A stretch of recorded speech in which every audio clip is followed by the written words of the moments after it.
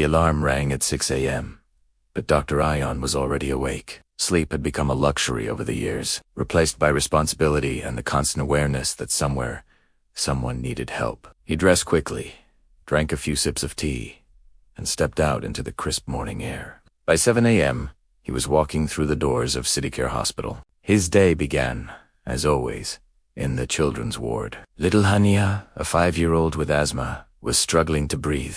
Her tiny chest rose and fell rapidly, fear in her eyes. Ion knelt beside her bed. "Good morning, Princess," he said softly. "You're going to be okay. Just breathe with me." Her mother stood behind him, hope and worry mixing on her tired face. Within minutes, Ion adjusted her medicines and oxygen flow.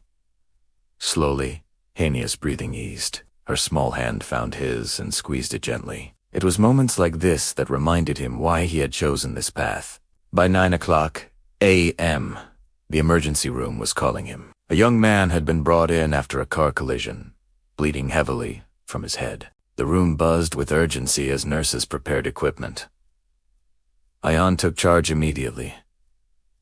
BP.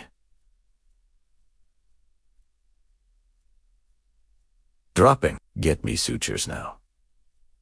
The next 20 minutes felt like seconds. With steady hands and unwavering focus, Ion stopped the bleeding and stabilized the patient. The man's brother, shaking with fear, clutched Ion's arm afterward. "You saved him." "Thank you." Ion simply nodded. There was no time to celebrate victories. Another patient was always waiting. By noon, the outpatient department was overflowing. He met a teenage boy with chest pain that turned out to be exam-related anxiety. Then an elderly woman with uncontrolled diabetes. Then a little girl who only needed reassurance, not medicine. Ion spent hours listening, diagnosing, comforting, explaining. Sometimes, he thought, people needed a doctor for their hearts more than their bodies. He skipped lunch again. At 3 p.m., a nurse approached with a heavy expression. "Doctor, Mr. Khalid's test results are back." Ion felt his chest tighten. He had a bad feeling about this one. Mr. Khalid, a gentleman in his late 50s, sat with his wife in the ward. Ion took a deep breath and delivered the news. Carefully late stage. Cancer. The couple sat in stunned silence. The wife began to cry. Ion placed a reassuring hand on their shoulders. "We still have options."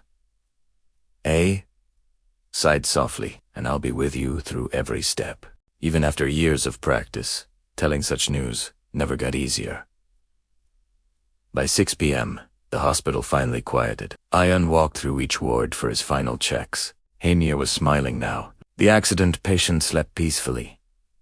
Mr. Khalid and his wife were holding hands tightly, courage slowly replacing shock. At 8 p.m. Ion left the hospital. The sky was dark, the world calm.